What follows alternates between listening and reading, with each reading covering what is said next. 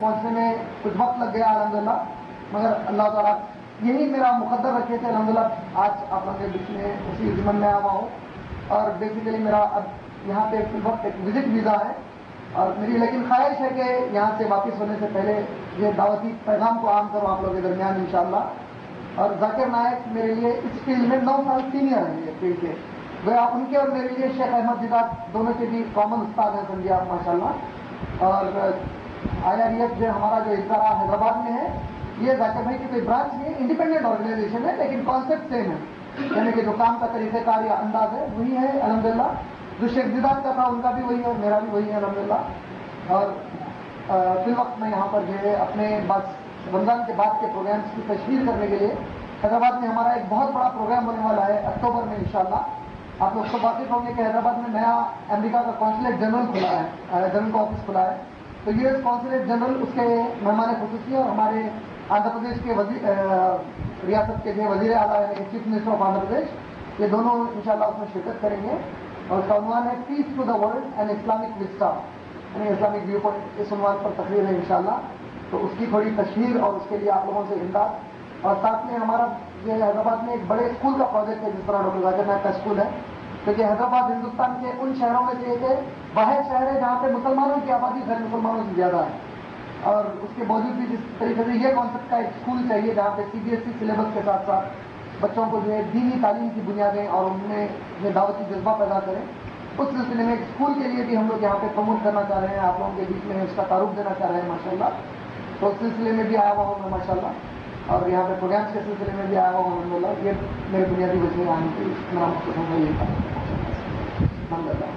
اور حیدرآباد میں میری دوسری اہلیہ ہے عبد المتی، وہ مکمل یہ شعبہ خواتین سنبھالتی ہے ماشاءاللہ، اور وہ بھی انگلش اور اردو دونوں میں بھی تقاریر وغیرہ کرتی ہیں الحمدللہ. اور تقریباً لگ بھگ 40 سے زیادہ کالجز میں جو ہے وہاں پہ خواتین جا کر کے اپنے لیکچر وغیرہ دے رہے ہیں IIEF کے اللہ کی طرف سے ماشاءاللہ. میرے ابھی تک تقریباً 100 سے زیادہ اسٹوڈنٹس ہیں، ان میں سے بعض اسٹوڈنٹس یہیں دبئی وغیرہ میں بھی کام کر رہے ہیں ماشاءاللہ، آسٹریلیا وغیرہ میں کام کر رہے ہیں بعض ماشاءاللہ الحمدللہ.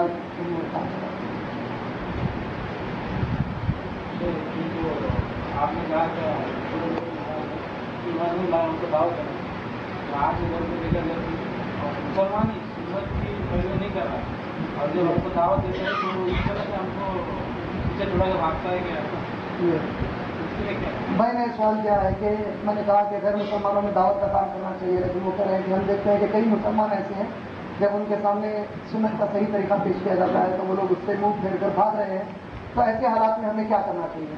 دیکھیے اللہ سبحانہ و تعالیٰ نے جو نصیحت رسول اکرم صلی اللہ علیہ وسلم کو فرمائی اس نصیحت کو ہمیشہ اپنے ذہن نشین کرنا چاہیے. اللہ نے کہا فذکر انما انت مذکر لست علیہم بمسیطر، اے نبی صلی اللہ علیہ وسلم آپ کا کام صرف ان تک بات پہنچانا ہے، ان کو یاد دلانا ہے، آپ ان کو صحیح کرنے کا ٹھیکہ دینے والے نہیں. تو آپ کا اور میرا کام کیا ہے کہ میں بول رہا ہوں نہیں مانتا ہوں، اللہ اسے توفیق نہیں دینا چاہتا. تو آپ ذکر نہیں ہونا چاہیے، آپ بدزن نہیں ہونا چاہیے اس کام سے، آپ کا کام صرف پہنچانا ہے. اور پہنچانے کے بعد رسول اکرم صلی اللہ علیہ وسلم کی ایک داعی کی صفت یہ تھی کہ نبی صلی اللہ علیہ وسلم جن تمام جب دعوت کا کام کرتے تو تہجد کے وقت دعا کرتے کہ اللہ جتنے تک میں نے تیری دعوت پہنچائی ان کے سینوں کو اس بات کو سمجھنے کے لیے کھول دے تاکہ وہ دعوت کو قبول فرما لے. تو ہم لوگ بھی جو لوگ دوسروں کو یہ دعوت کا کام کرتے ہیں، دوسروں تک نبی صلی اللہ علیہ وسلم کی سنتیں پہنچاتے ہیں، ان کو بھی چاہیے کہ تہجد نہیں بھی پڑھے اگر تو کم سے کم ہمارے جو تہجد پڑھ لیں بہت اچھی چیز ہے، نماز نہیں پڑھ سکتے تو کم سے کم اس وقت دعا کر لیں یہ بہت اچھی چیز ہے، وہ بھی نہیں کر سکتے تو چلتے پھرتے اٹھتے بیٹھتے ہمیں چاہیے کہ اللہ سے دعا کریں کہ اللہ جو بات میں نے ان تک پہنچائی ہے ان کے سینوں کو کھول دے تاکہ وہ تیرے دین کو سمجھ جائیں اور اس پر عمل کرنے والے بن جائیں انشاءاللہ.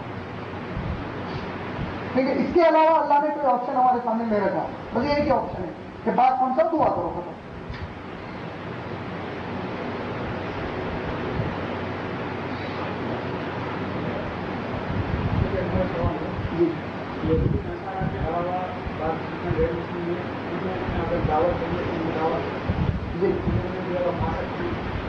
بھائی نے سوال کیا ہے کہ یہودی اور نصارہ کے علاوہ جتنے بھی غیر مسلم ہیں کیا ان کا یہ کچھ دعوا کھا سکتے ہیں کہ نہیں کھا سکتے؟ دیکھیے اللہ سبحانہ و تعالیٰ نے سورہ بقرہ سورہ نمبر 2 آیت نمبر 173، سورہ انعام سورہ نمبر 6 آیت نمبر 145، سورہ نحل سورہ نمبر 16 آیت نمبر 115، سورہ مائدہ سورہ نمبر 5 آیت نمبر 3 میں کہا تمہارے لیے حرام کر دیا گیا ہے مردار گوشت، بہتا خون، خنزیر کا گوشت یعنی سور کا گوشت، پورک اور کوئی ایسی غذا جس پر اللہ کے علاوہ کسی اور کا نام لیا گیا. آپ کو اگر کوئی دعوت دے کر بلاتا ہے اور آپ کو یہ معلوم ہے کہ جس چیز کو وہ آپ کے سامنے پیش کر رہا ہے اس پر اللہ کے علاوہ کسی اور کا نام لیا گیا ہے, تب وہ آپ کے لیے جائز نہیں ہے, وہ آپ کے لیے حرام ہے. اگر عام دعوت ہے, جیسے مثال کے طور پہ آج دعوت دینے کے لیے ضروری نہیں ہے کہ وہ گھر پر ہی بلائے. آج کئی ہوٹل سے ہم لوگ خود اپنے دوست احباب کو کئی بار ہوٹلوں میں دعوت دیتے ہیں. تو اگر کوئی ایسی ہوٹل ہے جہاں پہ حلال طریقے سے ذبح ہوا ہے, یہ آپ کو معلوم ہے, اور وہاں پہ وہ آپ کو دعوت دے رہا ہے, یا کوئی ہوٹل ہے جہاں پہ وہ ویجیٹیرین فوڈ آپ کو دے رہا ہے اس ہوٹل کے اندر بلا کر, تو الحمد للہ اس میں ممانعت نہیں ہے ماشاء اللہ سے. ہاں, ابھی آپ کا سوال کی نوعیت تھوڑی الگ ہو گئی. آپ نے پوچھا کہ اگر کوئی غیر مسلمان سود کا کاروبار کرتا ہے تو اس کے بارے میں کیا کریں. دیکھیے, اللہ سبحانہ و تعالیٰ نے جو ممانعت قرآن میں واضح طور پر کی وہ ہے شرک کی پیش کی ہوئی غذا کے لیے. اس کے علاوہ غیر مسلمان کے لیے اگر وہ آپ کو کسی اور طریقے سے اس کی اپنی حرام کمائی ہے, جو بھی کمائی ہے, اس سے وہ دعوت دیتا ہے, آپ اس سے بچنا چاہتے ہیں الحمدللہ. لیکن اگر آپ کہیں گے کہ رکنا لازم ہے, یا آپ یہ کہیں گے کہ وہ کھانا حرام ہے, تو اس کے لیے اگر آپ کے پاس کوئی ٹھوس دلیل ہے کہ اس طریقے کا کوئی کھانا اگر وہ بلا کر کھلائے کھانا حرام ہے, تو پھر آپ رک سکتے ہیں. اگر ٹھوس دلیل نہیں ہے تو میں جہاں تک قرآن اور حدیث کا علم رکھتا ہوں, ایسے کوئی غیر مسلم کے پاس جو سوتا کرتا ہے, یہ کرتا ہے, اگر وہ دعوت پر بلائے نہیں جانے کے لیے دلیل نہیں. اب اپنی طرف سے رکنا چاہتے ہیں, یہ آپ کا اپنا تقویٰ ہے انشاءاللہ. اگر کوئی کام حرام کا مسلمان کرتا ہے اور وہ کھانے کے لیے دعوت دیتا ہے, ناصر الدین البانی رحمۃ اللہ علیہ سے جب یہ مسئلہ پوچھا گیا تو انہوں نے کہا کہ جو مسلمان اکثریت والے ممالک میں نہیں ہے, ایسے ممالک میں جہاں پہ وہ مائنورٹی میں ہے, اگر وہاں پر کوئی ایسا مسلمان ہے جو حرام بھی کرتا ہے اور اس کے پاس حلال بھی کاروبار ہے, مثال کے طور پہ کوئی ایسا مسلمان ہے جو سود کے ذریعے بھی کماتا ہے اور پھر اس کا ایک ڈیری فارم بھی ہے جہاں دونوں بھی شکلیں ملی ہوئی ہیں, اگر وہ دعوت دے دے تو تم اس کی دعوت قبول کرو. جب آپ کے پاس اس کی شکل, اب وہ جو دعوت دے رہا ہے وہ کون سے پیسے کی دے رہا ہے, آپ کے پاس اس کا علم نہیں ہے, اور آپ کو اسلام اجازت نہیں دیا کہ غرضی تجسس کر کے اس کے اوپر تحقیق کرو.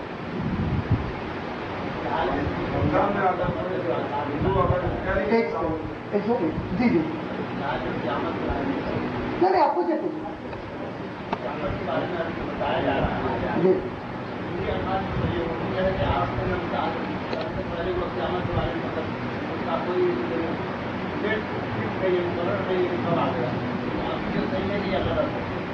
دیکھیں, اللہ سبحانہ و تعالیٰ نے قرآن مجید میں بے شمار آیاتوں میں, بھائی کا سوال یہ ہے کہ قیامت کب آئے گی, اس کے بارے میں ہمیں کچھ ڈیٹس بتائے جا رہے ہیں, کیا یہ صحیح ہے کہ غلط ہے. دیکھیے, اللہ سبحانہ و تعالیٰ نے قرآن میں کئی جگہ واضح کر دیا ہے کہ اس کی جو اصل گھڑی ہے سوائے اللہ کے کسی کو نہیں معلوم. ایک حدیث جبرائیل بول کر مشہور ہے, جبرائیل علیہ السلام انسان کی شکل میں اور نبی اکرم صلی اللہ علیہ وسلم کے سامنے بیٹھے, آپ نے کچھ سوالات کیے اور رسول اللہ صلی اللہ علیہ وسلم سے پوچھا بتائیے قیامت کب آئے گی, تو اس حدیث میں رسول اکرم صلی اللہ علیہ وسلم نے جواب دیا کہ جتنا انجام ہے پوچھنے والا اتنا ہی انجام میں بھی ہوں اس کے بارے میں.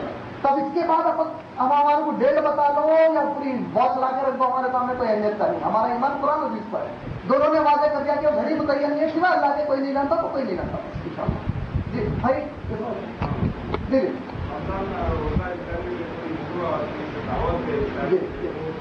یہ رمضان میں اگر کوئی غیر مسلمان افطاری کے طور پر دعوت دے تو جانا چاہیے یا نہیں جانا چاہیے.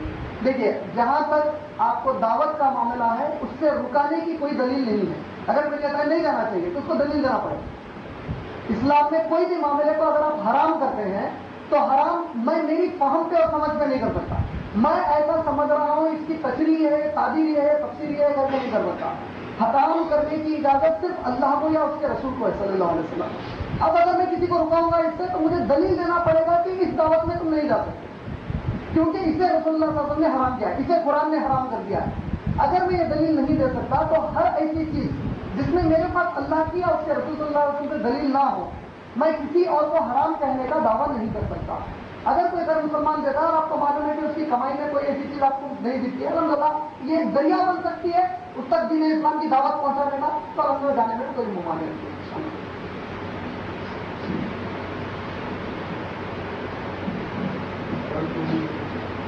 یہاں پہ نائٹ ڈیوٹی وغیرہ جو لوگ کر کے آتے ہیں, انہیں اگر سویا نماز کا کچھ ہوتا ہے یا نہ ہو, नमाज के वक्त किसी सोए हुए मुसलमान को उठाना चाहिए या नहीं उठाना चाहिए? बिल्कुल उठाना चाहिए।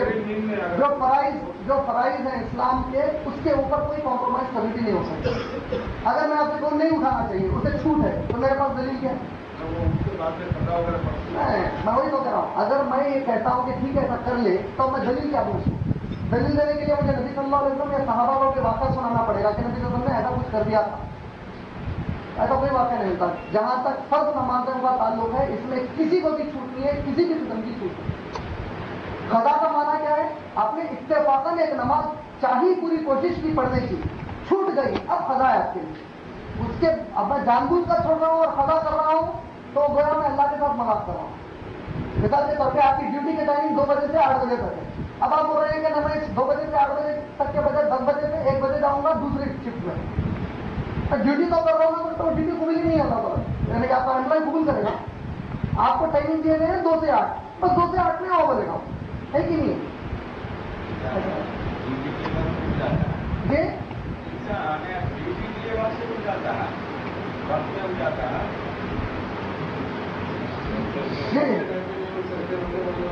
ये अलग देखिए, ये हमारी कोताही है, इस पर तानाबाजी नहीं होनी चाहिए। हम सब हमारे अपने घरों के अंदर जाएंगे तो हमारे घर में 100% पढ़ने वाले कोई नहीं है, हम खुद पढ़ने वाले नहीं है 100%। तो इसको ताना और तंज नहीं बनाना चाहिए किसी के लिए, अपना मुहासबा करना चाहिए। हम सब में ये बीमारी है। लोग सुन्नत नहीं पढ़ने का गुनाह क्या है? उसका गुनाह कोई कुरान और हदीस में, कोई आयत में या हदीस शरीफ में तय नहीं किया गया है, लेकिन नबी अकरम सल्लल्लाहु अलैहि वसल्लम की बात नहीं सुनने का गुनाह अल्लाह ही जाने गुनाह कबीरा है, ये यकीनन है। जो चीज को रसूल अकरम सल्लल्लाहु अलैहि वसल्लम ने ताकीद की है वो तो करना ही पड़ेगा। अगर नबी सल्लल्लाहु अलैहि वसल्लम ने कोई मामला पर ताकीद की है तो उसे छोड़ देना ये गुनाह है, कबीरा है। गुनाह बयान नहीं किया गया, जैसा मिसाल के तौर पे सूद खाओगे तो ये किया जाएगा, इस तरह बयान हुआ है। ऐसा नबी सल्लल्लाहु अलैहि वसल्लम की सुन्नत छोड़ने पर क्या गुनाह दिया जाएगा ये नहीं बताया। लेकिन ये पक्का है कि नबी सल्लल्लाहु अलैहि वसल्लम की बात नहीं मानना गुनाह है, कबीरा है। अब अल्लाह कोई भी दर्जे का गुनाह दे उसको, तो अल्लाह का फैसला है क़यामत। जो बात कर रहे हैं पहले माने, तो हम लोग अभी मस्जिद में नमाज पढ़ना चाहे तो कोई इमाम से नमाज पढ़ना, देखिए जहाँ तक नाप के नीचे भी आप उसके ऊपर मुतफ़िक़ तौर पर उलमाए हक जो है, और उनमें मैं ये कह रहा हूँ कि हर आलिम का उलमाए हक में जो कबायर उलमा है, जिसकी जो हक परस्त लोग जिसकी बात ज़्यादा उससे मानते हैं, जो अकाबिर उलमा है, उनकी नसीहत यह है कि अगर तुम किसी भी मुसलमान के पीछे, नमाज की शर्त क्या है? मुसलमान के पीछे नमाज पढ़ना चाहिए। अब अगर पढ़ाने वाला तुम सुन्नतों पर अमल नहीं कर रहा है, आप पूरे सुन्नतों की पाबंदी कर रहे हैं पीछे, तो आपको आपकी नमाज का पूरा अजर मिल जाएगा, उसको सुन्नतें छोड़ने की कुछ क़यामत नहीं होगी। आपकी नमाज पर उसकी वजह से कोई असर नहीं पड़ता।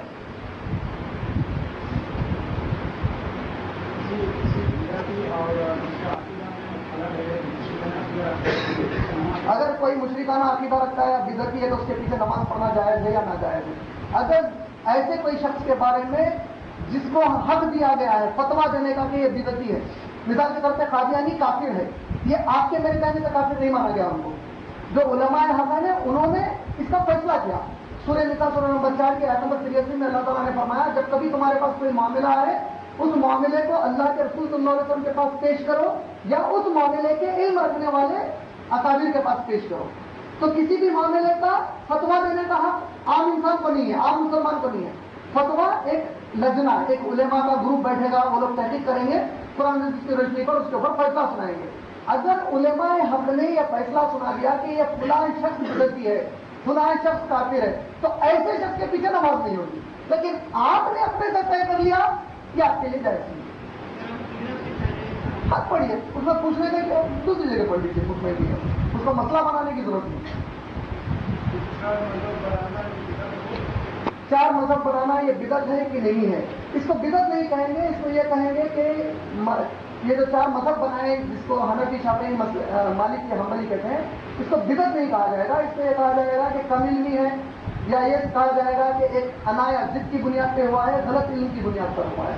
बिदअत का जो डेफिनेशन है या जो तारुफ है इस्लाम में, बिदअत का माना है कोई भी आप ऐसा अमल करते हैं जिसमें अल्लाह और उसके रसूल सल्लल्लाहु अलैहि वसल्लम से इजाजत की कोई दलील नहीं है, और वो अमल को आप करते हैं ये सोच करके ये करने से मुझे नेकी मिलेगी, तब वो बिदअत होगी। तो कोई भी अगर ऐसी जिद पर कर रहे हैं तो ये उनकी जहालत और कम इल्मी है, इसको बिदअत के तारुफ में होनी है।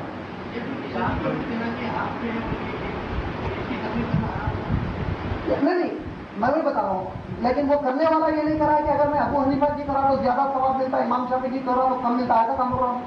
وہ ایک ضد بنا لیا۔ بدعت کا تعارف کیا ہے؟ آپ یہ کہیں کہ یہ کرنے سے زیادہ ثواب ملے گا۔ اگر یہ ضد بنائے کہ ابو حنیفہ کی تقلید کرنے سے مجھے زیادہ ثواب ملے گا بنسبت شافعی کے، یہ عقیدہ بدعت ہے۔ نہیں کرو تو آپ خاموش ہو جانا، اللہ سے دعا کرنا، اس کا گلا کاٹنے نہیں بڑھ جانا، چھوڑ دیتا ہوں۔ بہت اچھا سوال کیا آپ نے کہ اسلام کو دوسروں تک کیسے پہنچایا جائے۔ اللہ سبحانہ وتعالیٰ نے سورہ نحل کی آیت نمبر 125 میں اس کا جواب دیا ہے۔ ادعو الی سبیل ربک بالحکمہ والموعظۃ الحسنہ وجادلہم بالتی ہی احسن۔ لوگوں کو اللہ کی جانب دعوت دے کر بلاؤ، اپنے رب کی طرف دعوت دے کر بلاؤ حکمت کے ساتھ۔ حکمت کیا ہے؟ قرآن الکریم حکمت ہے، اللہ کا کلام قرآن الحکیم بول رہے ہیں، حکمت کے ساتھ قرآن کی نصیحتوں کے ساتھ نصیحت کر کے ان کو بلاؤ، والموعظۃ الحسنہ، اور ان کے ساتھ اچھے معاملے کر کر بلاؤ، اور وجادلہم بالتی ہی احسن، اور ان کے ساتھ جدال بھی کرو۔ اگر آپ غور کریں گے تو اس آیت کے اندر بہترین اللہ سبحانہ وتعالیٰ نے ایک نصیحت فرمائی ہے۔ نبی اکرم صلی اللہ علیہ وسلم کے زمانے میں 3 قسم کے لوگ موجود تھے، 3 قسم کے کفار موجود تھے۔ کافروں کا ایک گروہ وہ تھا جو علمی طور پر رسول اکرم صلی اللہ علیہ وسلم سے مباحثے کرتا تھا، یا رسول اللہ علیہ وسلم یہ کیا ہے، تو نبی صلی اللہ علیہ وسلم حکمت سے ان تک بات پہنچاتے تھے، یعنی کہ قرآن مجید کی تعلیمات دیتے تھے، اور وہ لوگ قرآن کی تعلیم سن کر ایمان لا لیتے تھے۔ یہ ایک گروہ تھا جو علمی طبقہ۔ آج کے ہمارے دور میں سائنٹیفک ریشنل ریزننگ نہیں، یہ ایسا کیوں ہے، یہ ایسا کیوں، آپ کے اسلام میں نان ویجیٹیرین فوڈ کیوں کھاؤ گے، آپ کے اسلام میں ذبح کا یہ سسٹم کیوں ہے، آپ ایجوکیٹ کرو تو ماشاء اللہ مطمئن ہو جائے گا۔ یہ ایک ایجوکیشنل طبقہ ہے بالحکمہ، آپ ان کو حکمت سے دعوت دیں۔ والموعظۃ الحسنہ، رسول اکرم صلی اللہ علیہ وسلم پر ایک یہودن بڑھیا کچرا ڈال رہی ہے، اب نبی صلی اللہ علیہ وسلم اس کو جا کر علمی باتیں کریں گے تو کوئی فائدہ ہی نہیں ہے، تو نبی صلی اللہ علیہ وسلم نے وہاں پہ کیا کیا، اپنے اخلاق کو پیش کیا۔ جس دن اس نے کچرا نہیں ڈالا وہ جا کر پوچھتے ہیں۔ آج کی پوری کرسچن مشنری یہی کام کر رہی ہے، والموعظۃ الحسنہ، آپ کی مزاج خراب ہوگی، آپ کو پوچھنے آگے، آپ کے دل میں ان کی ہمدردی پیدا ہو، آپ کے بچے اسکول نہیں جا رہے ہیں، فری ایجوکیشن پرووائڈ کر رہے ہیں، موعظۃ الحسنہ، آپ کے دل میں جو ہے ان سے محبت پیدا ہو رہی ہے، یہ موعظۃ الحسنہ۔ تو جو ایک طبقہ ہوتا ہے اکثریت کا، یہ موعظۃ الحسنہ کی ضرورت ہے ان کے لیے۔ تو مسلمانوں میں ایک ایسا گروہ چاہیے جو اپنے موعظۃ الحسنہ تک ان تک پہنچے، نہ کہ تو کافر ہے، چھوٹ چھی ہٹ نکل جاتے اس طریقے سے۔ نبی صلی اللہ علیہ وسلم نے ایسا کبھی بھی نہیں کیا۔ نبی صلی اللہ علیہ وسلم تو تڑپتے تھے کہ اگر اس تک بات نہیں پہنچی تو جہنم میں جائے گا، تو نبی صلی اللہ علیہ وسلم تڑپ کر اس کے پاس جاتے تھے، اس کے قریب ہونے کی کوشش کرتے تھے۔ وہ یہودن کچرا نہیں لا کے پوچھ رہے ہیں ماں کیسی ہے تو کرنا پڑ رہی ہے۔ ایک یہودن کے واقعے میں آتا ہے، ایک بڑھیا کے واقعے میں آتا ہے کہ اس کا سامان اٹھائے نکل رہی ہے، رسول اکرم صلی اللہ علیہ وسلم سے دیکھتے ہیں، کہتے ہیں کہ میں مدد کروں، کہتی ہے مدد کرو۔ وہ جب جا رہی ہے تو کہتے ہیں کہاں جا رہی ہو، وہ کہتی ہے کہ سنائے محمد آ گئے ہیں نعوذ باللہ، وہ پورے لوگوں کو لڑا رہے ہیں، بچوں کو لڑا رہے ہیں، اس نے فساد مچا دیا ہے مکے میں یہ شہر میں نہیں رہنا چاہتی ہے کیونکہ ایک ایسا شخص اپنے فساد کر رہا ہے، امن خراب کر رہا ہے، میں اس شہر کو چھوڑ کر جا رہی ہوں۔ نبی صلی اللہ علیہ وسلم خاموش رہے۔ جب مکمل جگہ پہنچنے کے بعد سامان اتارے تو وہ پوچھتی ہے تم کون ہو، کہا اے ماں وہی محمد جو چیزیں تو گالی دے رہی ہے، ہاتھ پکڑ لی، بولی اگر یہ اخلاق اس محمد کے ہیں تو لا کرنا پڑنے کے لیے من تیار ہوں صلی اللہ علیہ وسلم۔ تو یہ موعظۃ الحسنہ والا ایک طبقہ ہے۔ اب آپ ان کو جا کر علمی طریقے سے، اب آپ ایک لیبر کو پکڑ کے قرآن کے علمی فلسفی سائنٹیفک باتیں بتائے تو اس کو سمجھ میں نہیں آتے۔ بھائی میرے پیٹ کو پیٹ ہے بھلے، کھانے کا باتیں کرو بتا، تو اس کے ضروریات کو موعظۃ الحسنہ سے نبی اکرم صلی اللہ علیہ وسلم نے پورا کیا۔ وجادلہم بالتی، ان کے اندر جو علماء بیٹھے ہوئے ہیں جو ضد پر ہیں کہ نہیں اب ہم اسلام کو گرا کر پیش کریں گے، اللہ نے کہا ڈیبیٹ کرو، ان کو بلاؤ، مناظرے کرو ان سے، آؤ بولو تعالوا الی کلمۃ سواء۔ تو یہ 3 طبقات ہیں، تو کیسے کریں دعوت کا کام؟ اب آپ چنیے کس طبقے کو دعوت کا کام ہو رہا ہے، لیکن میں جب کہہ رہا ہوں کہ لیبر کو کچھ بھی نہیں بولنا، ویسا بھی نہیں ہے، آپ اچھی طریقے سے، لیکن زیادہ تر آپ اس کے سامنے اپنے اخلاق کا مظاہرہ کریں۔ دیکھیے آپ ایک لیبر کو دیکھتے ہیں کہ اس کا بچہ بیمار ہے، آپ فکر کرتے ہیں کیسا ہے آپ کا بچہ، کوئی میری طرف سے دوا دے دو، آپ کی تعلیم وہ اثر نہیں کرے گی جو آپ کی اخلاق اثر کرے گی۔ آج کی پوری مغربی جو قوم ہے، جو مشنریز ہیں، کرسچن مشنریز جو گوری چمڑی ہے، آج میکسیمم کیا کر رہے ہیں، وہ یہی تو کر رہے ہیں۔ آج ہمارے پاس مدر ٹریسا ہے، آج ہمارے پاس کئی ان کے لیے فنڈنگ کے ہاسپٹلس ہیں، کئی ان کے لیے فنڈنگ کے اسکولس ہیں، مشنری اسکول، ان کے کمپٹیشن سے ہمارا ایک بھی مدر عائشہ کا ہاسپٹل نہیں دکھتا ہمارے۔ جب کبھی ریڈ کراس میں جاتے ہیں تو میکسیمم ان کے نرسز جاتے ہیں، ہمارے پاس سے کوئی لیڈیز نہیں جاتی۔ باہر کرنے والے لوگ جو علاج کر سکتے ہیں معصوموں کا ان کا، تو نتیجہ کیا ہوا ہے، جن ممالک میں آج جو ہے قہر مچا ہوا ہے جنگوں کی وجہ سے، وہاں یہ لوگ جب اخلاق کا مظاہرہ کر رہے ہیں تو کئی لوگ ان کے اخلاق سے متاثر ہو کے صحیح ہو رہے ہیں، हम मिलकर ये जो आम तबका है मुसलमानों का, हम इनसे रोजमर्रा में good morning, how are you कहते हैं, आपके घर में बैठे हैं तो खैरियत से है क्या, is there anything I can help you for, कि 2-4 जुमले वहां से कुछ नहीं कहेगा, लेकिन आपसे उसकी उनसियत बढ़ेगी। नतीजा बढ़ते बढ़ते एक ऐसा दौर आएगा जब वो आपसे सवाल करना शुरू करेगा, ये आप क्यों कर रहे हो, अल्हम्दुलिल्लाह आपके लिए दरवाजा खुल गया दावत दीन का, माशाअल्लाह शुरू करिए दावत देना इंशाअल्लाह।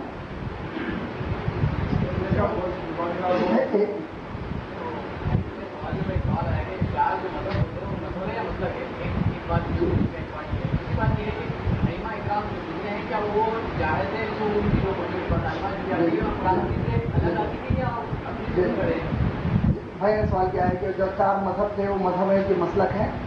दरअसल अरबी में मजहब का लफ्ज आया है, मजहब के माने ही मसलक के, मजहब और मसलक कोई अलग अलग अल्फाज हैं, सिनोनिम से दोनों के।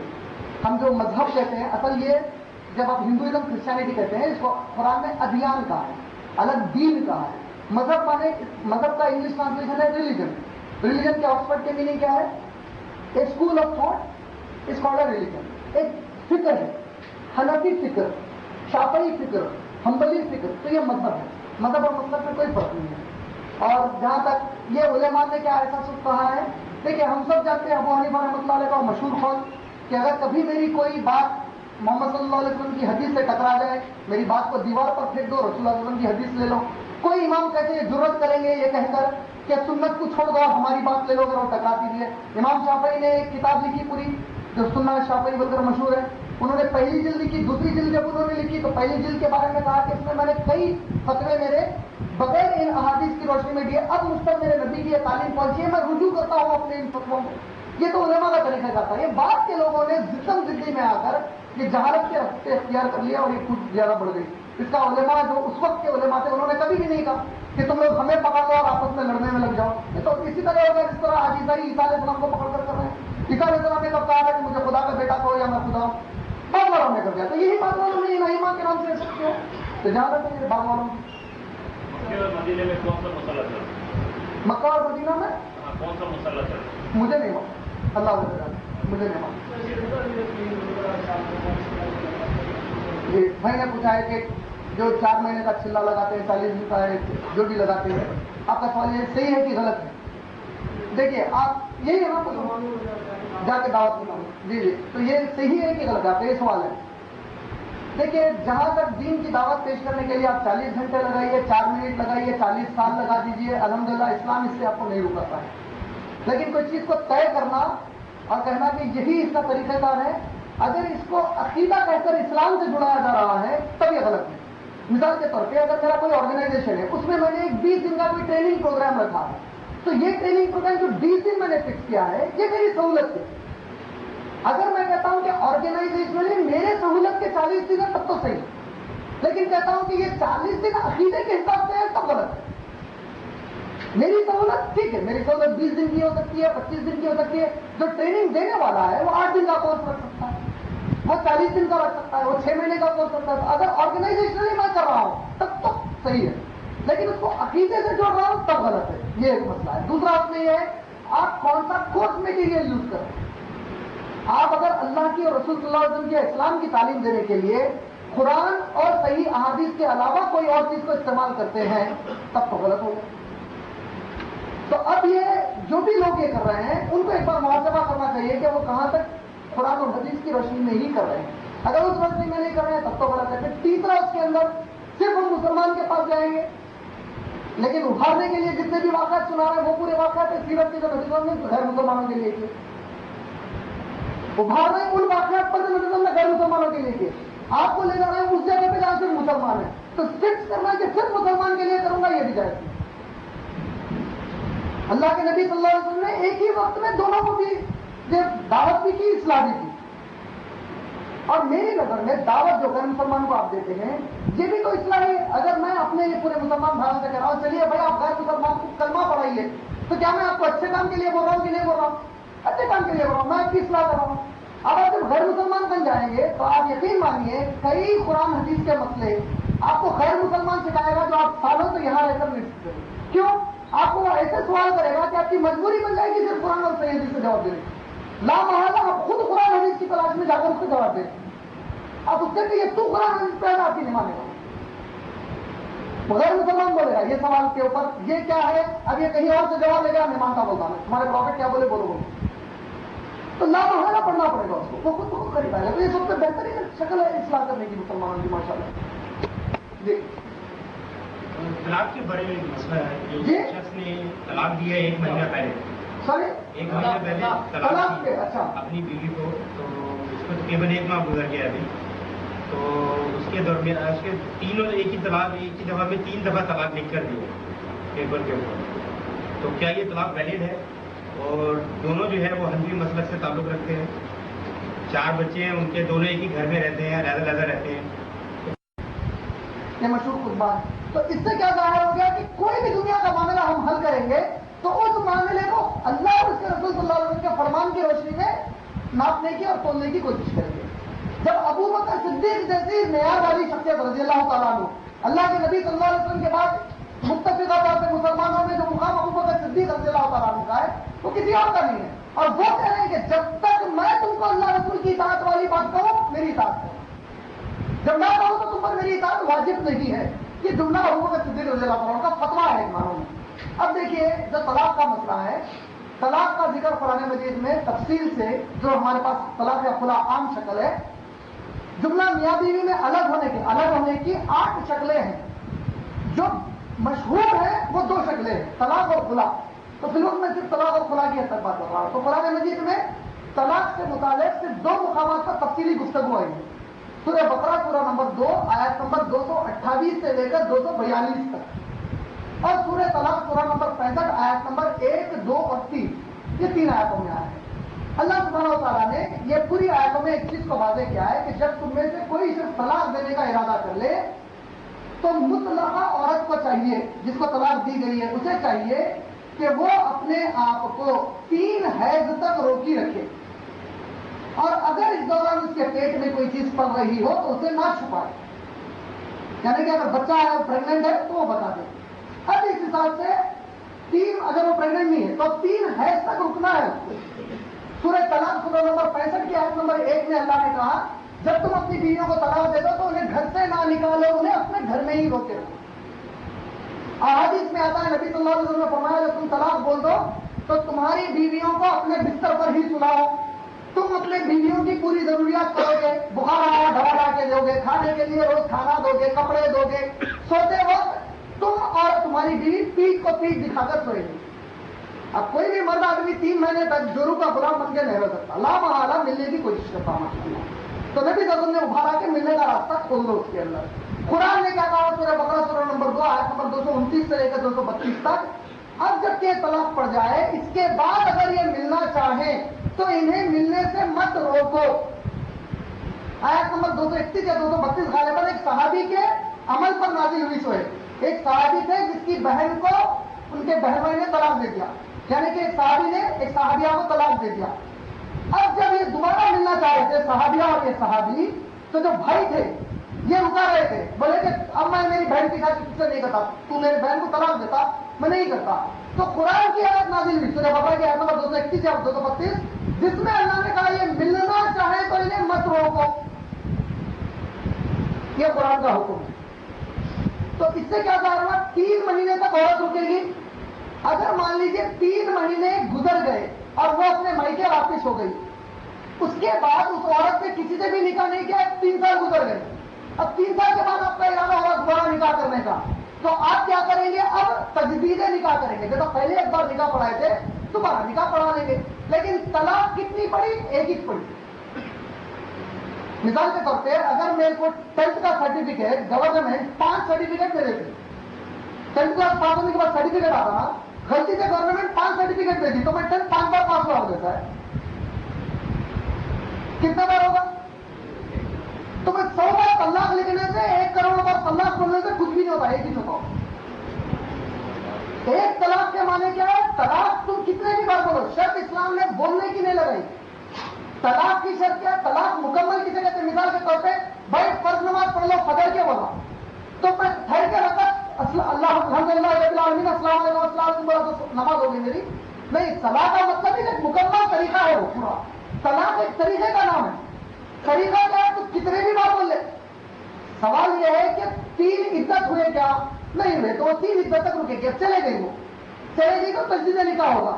تجدید نکاح کے بعد اب پھر دوبارہ یہ شخص اور اس میں کوئی جھگڑا ہو گیا، اب پھر اس نے ارادہ کیا تو پھر وہ 3 عدت رکے گی، پھر چلے جائے گی. اب پھر اس نے شادی کا ارادہ کر لیا تو یہ دوسری بار شادی کا، پہلی بار چھوڑا تھا 3 عدت میں چلے گئے، اب دوبارہ شادی کیا تو 1 طلاق استعمال کیا. دوسری بار چھوڑا 3 عدت ہو گئے، پھر آ گئے 2 طلاق استعمال ہو گئے.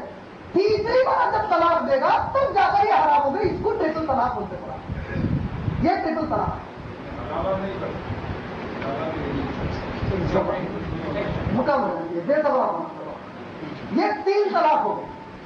یہ جو 3 طلاق ہو گئے، اب اگر یہ تیسرا طلاق دے دیا تو اب اس کو عزت کی ضرورت نہیں ہے، فوری چلے جائے گی. جانے کے بعد اب اگر یہ ملنا چاہتے ہیں تو اللہ نے کہا حلالہ. وہاں حلالہ کا مطلب کیا معلوم ہے؟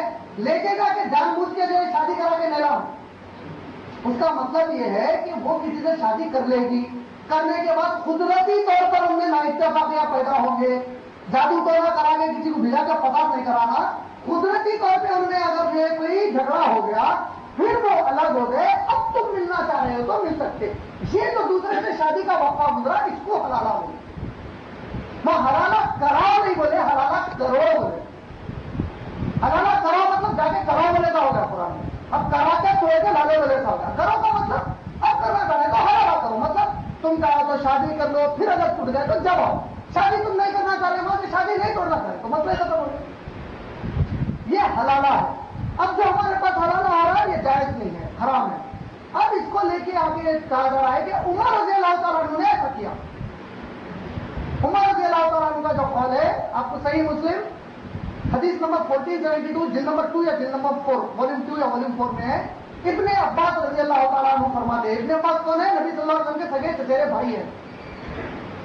ابن عباس رضی اللہ تعالیٰ عنہ فرماتے ہیں کہ طلاق کو 3 دفعہ کہنا ایک ہی مانا جاتا تھا. محمد صلی اللہ علیہ وسلم کے زمانے میں، ابو بکر صدیق کے زمانے میں، اور عمر رضی اللہ تعالیٰ عنہ کی خلافت کے شروع کے 2 سال میں. کیا کہہ رہے ہیں ابن عباس رضی اللہ تعالیٰ عنہ کہ طلاق کتنے بھی بار کرو ایک ہی مانی جاتی تھی نبی صلی اللہ علیہ وسلم کے زمانے میں، ابو بکر صدیق کے زمانے میں، اور عمر رضی اللہ تعالیٰ عنہ کی خلافت کے شروع کے 2 سال میں. بعد میں جب عمر نے دیکھا کہ چند لوگ اس کا ناجائز استعمال کر رہے ہیں تو انہوں نے کہا کہ اگر تم لوگ ایک بیٹھک میں 3 طلاق کہو گے میں اس کو 3 لوں گا. یہ قول ہے، لیکن ایک بھی دلیل قرآن حدیث سے یا کسی بھی واقعے سے نہیں ملتی کہ یہ فیصلہ سنانے کے بعد عمر رضی اللہ تعالیٰ نے کسی بھی صحابی اور صحابیہ کو اس فیصلے کے مطابق الگ کیا. انہوں نے قول کہا، انہوں نے فتویٰ دیا، انہوں نے حکم دیا، لیکن اس پر عمل کیا اس کی کوئی بھی دلیل نہیں ملتی. مثلا نبی اکرم صلی اللہ علیہ وسلم نے فرمایا میرا جی چاہتا ہے ان نوجوانوں کے گھروں کو آنچ لگا دوں تو جماعت سے نماز نہیں پڑھتے. مان لیجیے کل سے میں جا کے ہاتھ لگانا شروع کر دیا اور دلیل میں کروں یہ حدیث، تو علماء میرے کو پوچھیں گے یہ جو حدیث آپ پیش کر رہے ہیں نا، کیا نبی صلی اللہ علیہ وسلم اس قول پر کبھی عمل کرے؟ نہیں کرے. تو عمر رضی اللہ عنہ کا یہ قول ہے، اس پر عمل کی ایک بھی دلیل موجود نہیں ہے. نہ ہی اس کے بعد عثمان اور علی رضی اللہ تعالیٰ عنہ مجمعین نے اس پر عمل کیا کہ کوئی دلیل موجود. اور مان لیجیے کوئی دلیل آ بھی جاتی ہے عمر رضی اللہ تعالیٰ عنہ کے زمانے سے. ایک نارمل سوال ہے میرا، کیا میرے لیے بہتر طریقہ عمر کا ہے کہ محمد رسول اللہ کا ہے؟ اب چاہے حنفی ہو، حنفی کا جواب کیا نہیں عمر کا ہے ہوگا. بولا کوئی حنفی ہمت کر سکتا نہیں کر سکتا.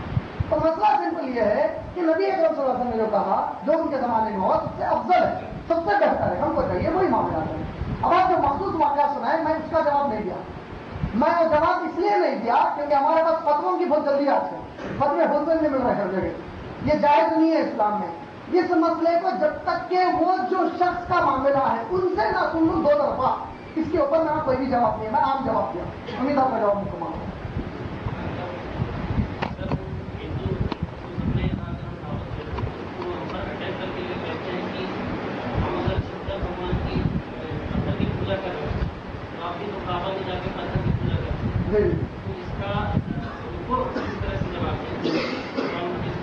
بھائی نے بہت اچھا سوال کیا ہے.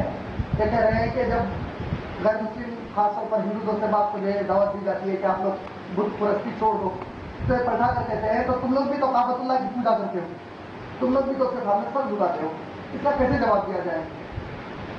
ان کو آ کے بتائیے کہ کعبۃ اللہ کی طرف ہم کعبۃ اللہ کو سجدہ نہیں کرتے، کعبۃ اللہ کی طرف رخ کر کے سجدہ کرتے ہیں. سورہ بقرہ سورہ نمبر 2 کی آیت نمبر 144 میں اللہ نے کہا شطر المسجد الحرام. شطرہ کا لفظ آیا مطلب اپنے رخ کو اس طرف کر دو، اس کو سجدہ کرو نہیں بولے. سجدہ ہم اللہ کو کرتے ہیں، رخ کعبے کی طرف کرتے ہیں. مثال کے طور پہ آرمی والے جاتے ہیں، ان کو کہا گیا لیفٹ سائڈ پر سیلوٹ مارو، تو وہ لیفٹ سائڈ کو سیلوٹ نہیں مار رہا ہے، left side is direction salute کا. کعبۃ اللہ از ڈائریکشن جہاں ہم سجدہ کرتے ہیں، جس طرف مڑ کر. ہم کعبے کو سجدہ نہیں کرتے ہیں. ایک چیز. دوسری چیز، جو بھی ہندو دوست احباب ہے، ہم اگر ان سے کہیں کہ تم شنکر بھگوان کے سر پہ کبھی کھڑے ہو گے، نہیں کھڑا ہوگا. ہم کعبے کے سر کے چھت کے اوپر کھڑے کر اسے دھوتے ہیں، اسے پورا صاف کرتے ہیں. تو شنکر بھگوان دے بولتا، ہم کبھی کعبے کو کچھ دے بولے آج تک نہیں بولے. تو کعبہ سے ڈائریکشن، اس ڈائریکشن پر ایک سمبول ہے، اس سے بڑھ کر کچھ بھی نہیں ہے.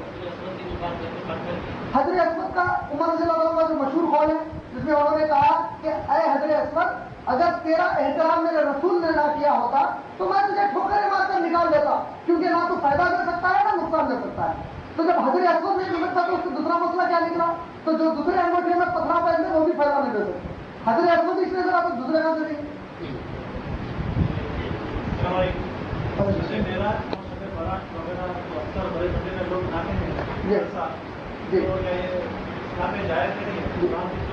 بھائی نے سوال کیا ہے کہ شب معراج یا شب برات جائز ہے یا نہیں ہے. دیکھیے، شب برات کی جو تاریخ آئی ہے، جو تاریخیں آتی ہیں شعبان کی ان تاریخوں کی فضیلت ہے، وہ تاریخ کی فضیلت ہے، افضل ہے وہ تاریخ. لیکن جس واقعے سے اس کو جوڑا جاتا ہے وہ واقعہ من گھڑت واقعہ ہے، جس میں کہا جاتا ہے کہ عائشہ رضی اللہ تعالیٰ عنہا کے ساتھ نبی صلی اللہ علیہ وسلم آرام فرما رہے تھے. اچانک آپ اٹھ کر گئے اور عائشہ رضی اللہ تعالیٰ شک میں پڑ گئی کہ نبی صلی اللہ علیہ وسلم کہاں گئے. اگر عائشہ رضی اللہ تعالیٰ رسول پر شک کرتی ہے تو وہ کافر ہو جاتی ہے. تو مسئلے میں اتنا بڑا مسئلہ نکل رہا ہے اور عائشہ رضی اللہ تعالیٰ اتنی بڑی تہمت باندھ رہے ہیں. وقت کے نبی پر کوئی شک کرنے والا مسلمان باقی رہتا؟ امہات المومنین پہ اتنا بڑی تہمت باندھے ہوئے کہ نبی صلی اللہ علیہ وسلم پر انہوں نے شک کیا، تو انہوں نے تحقیق کے لیے نکلا اور پھر وہ گئی تو دیکھا کہ آپ قبرستان میں تھے. پھر واپس آئے، آپ نے نمازیں پڑھی تو عائشہ رضی اللہ عنہ نے کہا کہ آپ کیا کر رہے ہیں، تو آپ نے فضیلت بیان کی اس رات کی. اگر اس واقعے کو میں صحیح بھی مان لوں تھوڑی دیر کے لیے، تو مسئلہ یہ ہے کہ نبی صلی اللہ علیہ وسلم نے کیا اس کے بعد کے سال پھر سے ایسا کیا؟ اگر کوئی کہتا ہے وہ نبی صلی اللہ علیہ وسلم کی مثال کا آخری سال تھا، تو کیا ابو بکر صدیق نے اس سنت پر عمل کی؟ اگر ابو بکر صدیق نے نہیں کی تو عمر رضی اللہ عنہ یا پورے صحابہ کس نے کیا؟ اگر کسی بھی صحابی نے نہیں کیا تو پھر جو چیز صحابہ غیر افضل ہے وہ آپ کے افضل کبھی بھی نہیں ہونی چاہیے. حذیفہ رضی اللہ تعالیٰ عنہ ایک بہت بڑے صحابی تھے. ان کے بھتیجے حذیفہ رضی اللہ تعالیٰ عنہ کے وہ چھوٹے تھے جب نبی اکرم صلی اللہ علیہ وسلم کا وصال ہوا. جب وہ بڑے ہوئے تو اپنے چاچا سے حذیفہ رضی اللہ تعالیٰ عنہ سے سوال کرتے ہوئے کہتے ہیں اے چچا جان کیا آپ نبی صلی اللہ علیہ وسلم کے ساتھ کافی وقت گزارے ہیں؟ وہ کہتے ہیں کہ آپ نے کافی وقت گزارا ہے. تو آپ پوچھتے ہیں کہ میرے نبی صلی اللہ علیہ وسلم گھڑ سواری کرتے تھے؟ کہا وہ بڑے زبردست گھڑ سوار تھے. کہا کہ رسول اکرم صلی اللہ علیہ وسلم جگہوں میں شامل ہے؟ بولے ہاں وہ جگہوں میں شامل ہے. کیا وہ تلوار چلاتے تھے؟ حذیفہ رضی اللہ عنہ کہتے ہیں بڑے زبردست جنگجو تھے وہ. ہم کبھی کبھار ڈر جاتے اور رسول اکرم صلی اللہ علیہ وسلم بڑی بہادری سے سامنا کرتے. پھر وہ پوچھتے ہیں کہ رسول اکرم صلی اللہ علیہ وسلم کھاتے اور پیتے تھے؟ کہا بھتیجے تو کیسے سوال کر رہا ہو، کھاتے اور پیتے بھی تھے. کہا کہ زمین پر چلتے ہیں؟ بولے ہاں بھتیجے چلتے تھے زمین پر. تو یہ جواب میں کہتے ہیں کہ جو تابعی ہیں یہ کہتے ہیں چاچا جان اللہ کی قسم ہے اگر میں اس زمانے میں ہوتا تو نبی کو اپنے کاندھوں پر لے کر پھرتا اور چلنے پھرنے نہیں دیتا. تو جواب کیا ہے معلوم صحابی کا اس کے بعد؟ میرے بچے بعد میں آ کر بڑی باتیں مت کر، اللہ کی قسم اگر وہ نبی کا احترام اور محبت کا تقاضا ہوتا سب سے پہلے ہم صحابہ کر کے بتاتے. بعد میں آگے خبر کو جمع ہو گئے تو بعد میں آگے عاشق رسول کے دعوے نہ ہوتا ہے. اگر وہ عاشق رسول کا دعویٰ ہوتا تو پہلے وہ کرتے سب سے نہیں کرے نا صحابہ مطابقی مت کرو بولے اور ڈکشنری چیک کرو سو بولا. بھائی نے بہت اچھا سوال کیا ہے کہ عورت خلا لینے کے بعد اسی خامن سے نکاح کر سکتی ہے نہیں کر سکتی ہے. سنن ابو داؤد کتاب النکاح جلد نمبر 2 حدیث نمبر 2222 آسان ہے یاد رکھنے کے. والیوم 2 حدیث نمبر 2222 رسول اکرم صلی اللہ علیہ وسلم نے فرمایا خلا والی عورت کی عدت صرف 1 مہینہ، ایک عدت ہے صرف اس کے لیے. اس ایک عدت کے بعد عورت پر کوئی پابندی جب 3 کے بعد زالہ کی لگائی گئی ہے، خلا والی عورت پر کوئی پابندی نہیں لگائی گئی. وہ کھلا لینے کے بعد جب وہ عدت ختم کر لے گی تو تجدید نکاح کرے گی. اگر عدت سے پہلے ہی مل رہی ہے تو تجدید نکاح کی بھی ضرورت نہیں ہے اس کے لیے. یہ کتنے بھی بار کر سکتی ہے ماشاءاللہ. اب اگر کوئی کہتا ہے کہ نہیں خلا کی عدت کی بھی ایک لمٹ ہے تو اس کو دلیل لانا پڑے گا. اس کی دلیل قرآن نہیں. داڑھی کاٹنا یا ایک مشت رکھنا, پہلے ایک مشت رکھو اس کے بعد کے مسئلے ہو. لوگ آپ بولتے رکھ سکتے ہیں. نبی صلی اللہ علیہ وسلم کیا بولے گے؟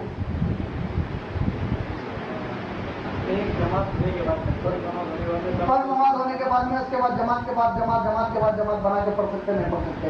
شیخ البانی کے مطابق پڑھ سکتے. اس کی دلیل ہوتی ہے دیکھو پوری طریقے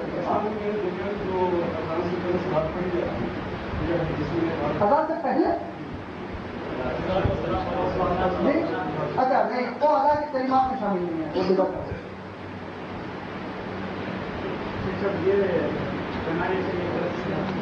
تصویر وغیرہ. تصویر وغیرہ اگر اس عقیدے سے گن رہے ہیں کہ یہ فضیلت ہے یا اس سے زیادہ اثر ملے گا تو جائز نہیں. ورنہ ایک اسٹائل اگر فیشن بنا ہوا ہے شیخوں کا فیشن ہے.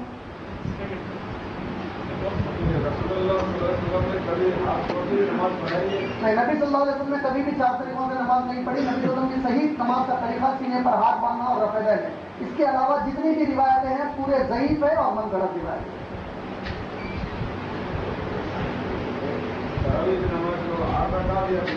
تراویح کی نماز رسول اکرم صلی اللہ علیہ وسلم کی خاص سنت 8 رکعت ہے. صحابہ کی سنت میں 8 سے بڑھ کر 12 بھی ہے, 20 بھی ہے, 40 بھی ہے, 56 بھی ہے. 20 کو مقصود کرنا جائز نہیں. نبی صلی اللہ علیہ وسلم نے کتنے پڑھی؟ صرف 8 پڑھی. صحابہ نے کبھی کبھار 20 بھی پڑھی, 46 بھی پڑھی, 56 بھی پڑھی, 42 بھی پڑھی. یہ صحابہ نے کیا, لیکن اس کو فکس نہیں کیا کہ صرف 20 پڑھیں گے. اگر کوئی صرف 20 کو فکس کرتا ہے یہ بدعت ہے. لیکن اگر کبھی کوئی 20 پڑھتا ہے, کبھی کوئی 40 پڑھ لیتا ہے, کبھی کوئی 56 پڑھتا ہے تو الحمدللہ وہ صحابہ کی سنت ادا کرتا ہے. لیکن کوئی صرف نبی کی سنت ادا کرنا چاہ رہا ہے تو اسے پاٹ رہا ہے. مدینہ میں 20 رکعت کیوں ہے؟ وہ تو انشاءاللہ شیخ ابراہیم عبداللہ سے میرے بات پوچھیں گے ایسا کیوں کرے آپ. میں نہیں جانتا. اگر میں وہاں کا حاکم ہو جاؤں گا تو برخاست کر دوں گا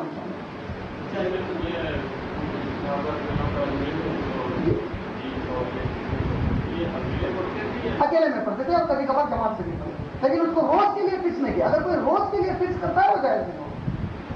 لیکن نفل کے لیے آپ کو دونوں طرف سے چھوٹ دی گئی ہے. آپ نفل انفرادی طور پر کریں یا اجتماعی طور پر کریں, دونوں کی بھی اجازت ہے نمازوں کی. میں بتا رہا ہوں یہ ابھی ان کا مسئلہ ہے, ان کو حل کرنا چاہیے مسئلہ. اس کا جواب میں آپ نے بہت پڑھی ہے الحمدللہ. ہاں حافظ سے پڑھا رہے ہیں 20 رکعت 8 رکعت نہیں 8 رکعت تو موقع سنت ہے صحابہ کرام کی, تو ہم اس سنت کو عمل کریں. کوئی اگر چھوڑ دیتا بھی ہے تو اس کو گناہ کر رہا بولنے کی دلیل نہیں. مان لیجیے ایک شخص تراویح نہیں پڑھتا ہے تو تو گناہ کر رہا ہے, اس کی دلیل نہیں ہے. لیکن کیونکہ صحابہ نے بڑی سختی سے سنت کو پکڑ لی تھی, ہم کو بھی چاہیے کہ صحابہ کی اطاعت کریں ماشاءاللہ. اس صورت میں ہم سنت کو پکڑ لیں انشاءاللہ. دیکھیے فضائل اعمال پہ عمل کرنے کے پہلے مسائل اعمال جاننا چاہیے. اگر مسائل اعمال نہیں معلوم ہے تو فضائل اعمال جاننا میں لے آ سکتی ہے.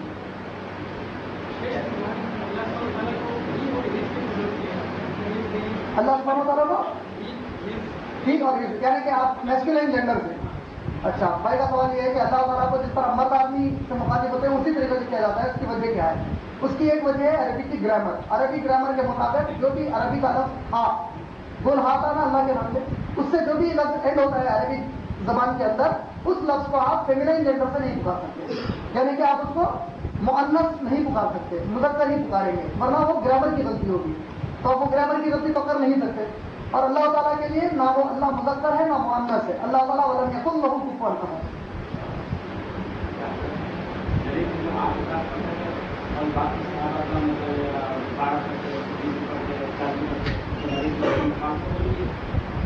بھائی نے بہت اچھا سوال کیا ہے. آپ نے بہت اچھا سوال کیا ہے. بھائی نے پوچھا ہے کہ رسول اکرم صلی اللہ علیہ وسلم 8 پڑھتے تھے لیکن صحابہ نے 20 پڑھا, 40 پڑھے, تو کیا نبی صلی اللہ علیہ وسلم کی مخالفت نہیں ہے؟ اگر وہ نبی صلی اللہ علیہ وسلم کی مخالفت ہوتی تو سب سے پہلے نبی صلی اللہ علیہ وسلم پر تاکید کرتے. کیونکہ نبی صلی اللہ علیہ وسلم نے تاکید نہیں کی, اس کا مطلب وہ بھی سنت ہے. سنت کا جو لفظ ہے, سنت کے 3 डेफिनेशन है। एक सुन्नत वो होती है जो नबी अकरम सल्लल्लाहु अलैहि वसल्लम ने खुद किया और अपने सहाबा को ताकीद किया करने के लिए। मतलब नबी सल्लल्लाहु अलैहि वसल्लम ने दाढ़ी को छोड़ा और हुक्म दिया दाढ़ी छोड़ो, ये मौक़िदा सुन्नत हो गई। एक सुन्नत वो है जो नबी सल्लल्लाहु अलैहि वसल्लम ने खुद किया लेकिन ताकीद नहीं की। मतलब नबी सल्लल्लाहु अलैहि वसल्लम तहज्जुद बड़ी पाबंदी से पढ़ते थे, उनके लिए फर्ज थी, उन्होंने लेकिन सहाबा को उभारा, ताकीद नहीं की रोज पढ़ो वरना गुनाह होगा, ऐसा नहीं किया। अब कोई अगर रोज पढ़ता है अल्हम्दुलिल्लाह, बहुत अच्छी बात है। तीसरी सुन्नत वो होगी जो नबी ने नहीं किया, सहाबा ने किया नबी सल्लल्लाहु अलैहि वसल्लम की मौजूदगी में और नबी सल्लल्लाहु अलैहि वसल्लम खामोश रहे, तो वो भी सुन्नत हो गई। नबी साहब की खामोशी उनकी मौजूदगी में किसी अमल पर खुद सुन्नत है, क्योंकि नबी साहब ने फरमाया अल्लाह ने मुझे भेजा है रसूल बनाकर, और अगर मेरी मौजूदगी में मैं कोई मुनकर देखूं तो ऐसा हो ही नहीं सकता कि मैं उसे ना टोकूं। अगर वो मुनकर होता तो नबी साहब टोक देते। अगर आप इतनी पाबंदी से 8 अगस्त की सुन्नत पर जाएंगे तो चौथे दिन से आप तरावी जमात से मस्जिद में आके नहीं पढ़ना चाहिए उसूल, क्योंकि नबी साहब 3 दिन ही पढ़े जमात मस्जिद में पढ़ा। आप बाकी का तो बाकी के दिन का अमल कर रहे हो, सारा भी तो अमल था।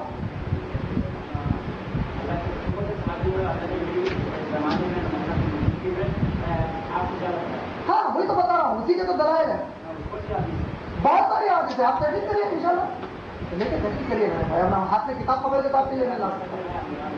आप जरूर देखिए, जरूर देखिए।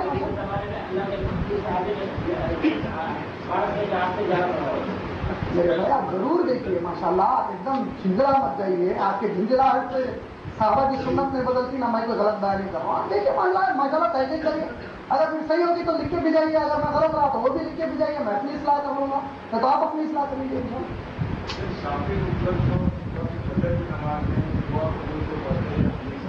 दुआ कुनूत जो शाफी मसलब में पढ़ते हैं कहाँ तक जाए थे? नबी सल्लल्लाहु अलैहि वसल्लम की पाबंदी से ताकीदी वाला अमल नहीं था, एक आध दफा उन्होंने जंग के मैदान में किया, ये रिवायत में आता है। वल्लाहु आलम।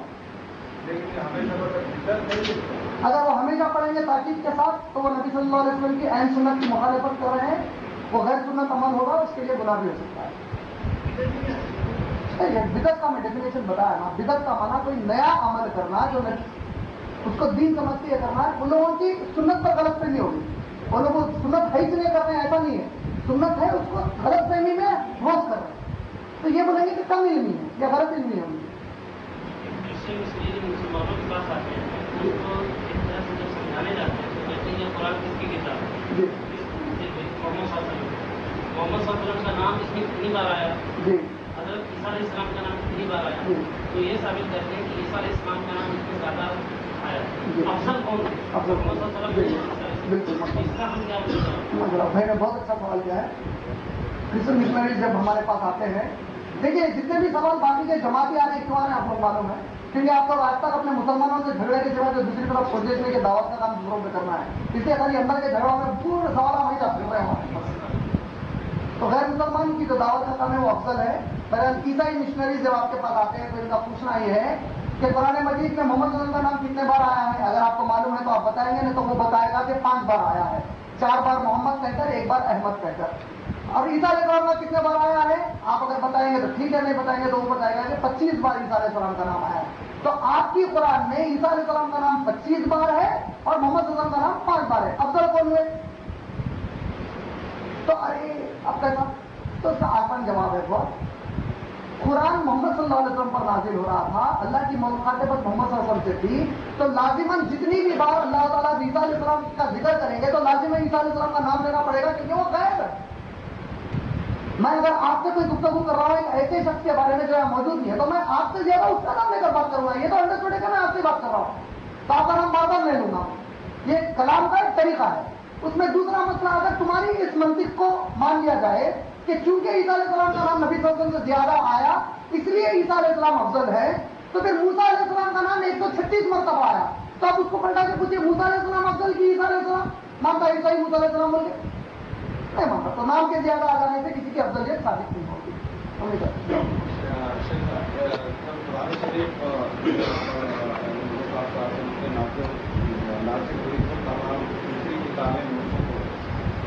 जैसे ईसाइयत और यहूदियत, उसके बाद आज के ज़माने के जो यहूदी और सारा है और उनके ऊपर, और पुराने ज़माने के जो उनके पास पहले जो ईसाई और यहूदी थे उनके ऊपर, क्योंकि उन्होंने मूसा अलैहिस्सलाम को माना कि दान की और उसका इंतकाल हो गया, तो वो यहूदी कहलाएंगे, लेकिन उनको अल्लाह ताला इबादत के हिसाब से उनको इनाम देगा या जन्नत या दोज़ख का।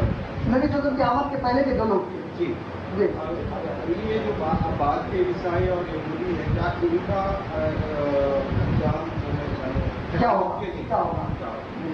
देखिए, अल्लाह सुब्हानहू व तआला ने सूरह माइदा सूरह नंबर 5 की आयत नंबर 48 और 49 में फरमाया है कि हमने आपको ये कुरान मजीद अता की है, आप इनके दरमियान इसके जरिए से फैसला फरमा दीजिए। लिहाजा अब इन पर लाजिम है कि कुरान के तहत ही अमल करें। अगर ये लोग कुरान के अलावा किसी और तरीके का अमल करेंगे, अल्लाह ताला कबूल नहीं फरमाएंगे। उसी ज़िमन में वो नबी अकरम सल्लल्लाहु अलैहि वसल्लम की मशहूर हदीस है जिसमें रसूल अकरम सल्लल्लाहु अलैहि वसल्लम फरमाए कि अगर अब मूसा भी आ जाएंगे तो उन पर लाजिम है कि मेरी शरीयत की इत्तिबा करें। शरीयत, कुरान को शरीयत कहा गया है। कुरान शरीयत की तालीम है और तरीके का नबी अकरम सल्लल्लाहु अलैहि वसल्लम की सुन्नत है। मुकम्मल शरीयत किसको कहेंगे? कुरान की तालीम, नबी का अमल सल्लल्लाहु अलैहि वसल्लम का, ये शरीयत है हमारे लिए।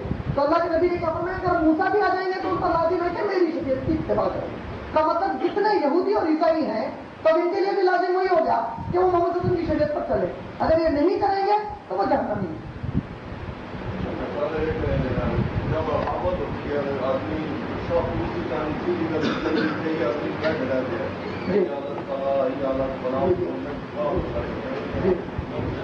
नहीं, देखिए, नमाज के लिए जो खड़े होने का वक्त है इकामत पड़ी जाने पर, ये कहीं से भी तय नहीं है कि इस वक्त ठहरो या इस वक्त ठहरो। कोई आदमी पहले से ही खड़ा हो सकता है। अगर उसने महसूस किया कि मौजूद खड़े हो गए इकामत पढ़ने के लिए, वो उनके साथ खड़ा हो गया, इकामत शुरू भी नहीं हुई तो वो भी सही है। अगर कोई इकामत शुरू होते ही उठता है तब भी सही है। पूरी इकामत होने के बाद उठता है तब भी सही है। तो उसके लिए कोई एक वक्त तय नहीं है। जी, तो उसकी कोई दलील नहीं है, उसकी एक अपने दिमाग से वजह सुनते हैं। हय्या अलल सलाह, नमाज को बुला रहे तो अब उठने का बोलता है, उसके लिए कुरान मजीद से कोई दलील नहीं है। काबा शरीफ की तरफ पैर करना करना ही नहीं चाहिए। हाँ तो मत करो ना, मत करो, वो मसला मत बनाओ।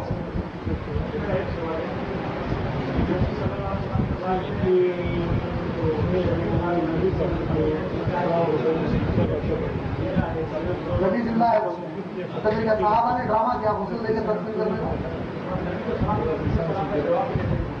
अल्लाह के नबी सल्लल्लाहु अलैहि वसल्लम ने उसको हालत बरज़ख कहा। बरज़ख किसे कहते हैं? बरज़ख अरबी में कहते हैं कोई ऐसी जगह को जो ना इंसानी ज़हन सोच सकता है, ना इंसानी आंख देख सकती है, ना इंसानी कान सुन सकते हैं। तो जब मैं समझ ही नहीं सकता कैसे डिफाइन करूंगा? इसीलिए ईमान बिल गैब हमारी पहली शर्त है। ज़ालिकल किताबु ला रैब फीह हुदल लिल मुत्तकीन। मुत्तकी की पहली सिफत क्या है? अल्लज़ीना युमिनूना बिल गैब। जो भी बात गैब की कुरान से या हदीस से मालूम हो, जो मोमिन है वो ईमान ला लेता है उस पर। क्योंकि रसूल अकरम सल्लल्लाहु अलैहि वसल्लम ने एक बात कही, वो सही कौल है और ये गायब है हमसे, हम ईमान रखते हैं क्योंकि रसूल अकरम सल्लल्लाहु अलैहि वसल्लम ने बताया। किस तरह होता है? अल्लाह ने बताया। ये हमारा ईमान। सब लोग ये सवाल करते हैं किसी के बारे में कि तुम्हारा इसके बारे में क्या ख्याल है। मिसाल के तौर पर मीडिया में बहुत सारी बातें आती हैं, तालिबान ऐसा करे, तालिबान कौन है, इसके बारे में हमारा क्या जवाब है? बहुत बहुत बहुत अहम सवाल किया आपने। देखिए, जब सानिया मिर्जा के ड्रेस कोड का इशू चल रहा था टेनिस स्टार के, तो हमारे हैदराबाद के मशहूर इंग्लिश पेपर वालों ने मेरा कहीं से मोबाइल नंबर निकाला, उनके जर्नलिस्ट ने मुझे कॉल किया, फोन करके बोले कि मैं फुला न्यूज़ पेपर एजेंसी से बात कर रहा हूँ, मेरा एक फुला नाम है, आपसे 1-2 मिनट लेना चाहता हूँ सर, मैं आपका नंबर बड़ी मुश्किल से निकाला, मुझे 1-2 मिनट दीजिए, तो बताइए क्या है। और उनका सवाल था, सानिया मिर्जा के बारे में आप क्या बोलते हैं? सानिया मिर्जा कौन है? पूछा।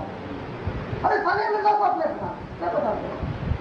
अरे सानिया मिर्जा कौन है? नहीं मानो। अरे वो मशहूर टेनिस स्टार, ठीक है, तो नहीं तो उनके ड्रेस के बारे में, मैं उनका ड्रेस कभी भी नहीं देखा होगा। नहीं वो खेलते तो नहीं देखा होगा। पेपर में फोटो शायद एक आध बार नजर पड़ी कि तवज्जो देकर नहीं देखा होगा। नहीं जब वो स्कर्ट पहन रहे वो जायज है क्या? अच्छा, मगर आपका असल सवाल ये है कि बच्ची स्कर्ट पहन सकती है? नहीं सानिया तो बोला सानिया बच्ची नहीं है क्या? नहीं साहब, बोले तो सानिया मिर्जा तो बच्ची है और वो मुस्लिम है, तो वही बोला मैं कि आप ये पूछना चाह रहे हैं मुस्लिम बच्ची स्कर्ट पहन सकती है? अब सवाल उन्होंने मखसूस करा, मैं आम कराऊं, मैं मखसूस कर रहा, मैं आम करा। अभी तलाक का एक मसला आया, उन्होंने मखसूस सवाल करे, मैं आम जवाब दिया। हमारे पास जब जवाबों की जल्दबाजी होती है, इससे 2 नुकसान होते हैं। एक, आप हराम काम करते हैं। आपको अगर किसी आदमी के बारे में मखसूस सवाल आ रहा, जब तक कि आपका मुकम्मल तहकीक नहीं है, आपको जायज नहीं है कि उसके बारे में कोई जवाब दे। दूसरा मसला, अगर सही बात भी मालूम है اور وہ وہاں پر موجود نہ ہو تب بھی جماعتیں جائز نہیں آتی.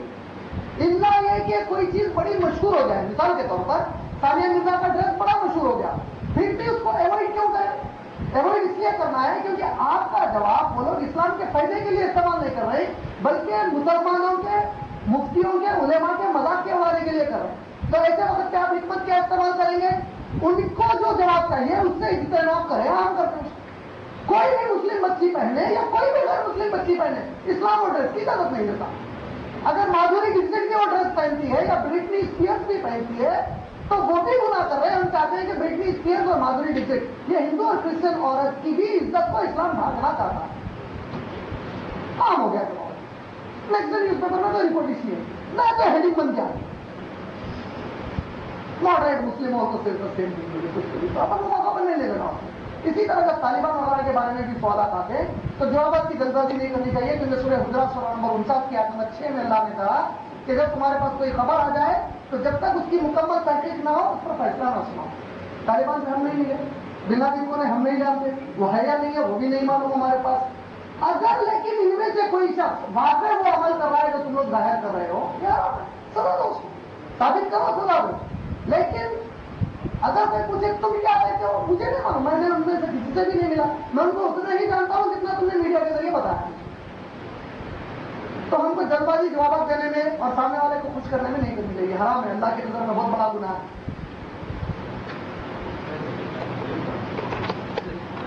اختر میرے ساتھ اختر بول کیا ہے, ایک بار تم نے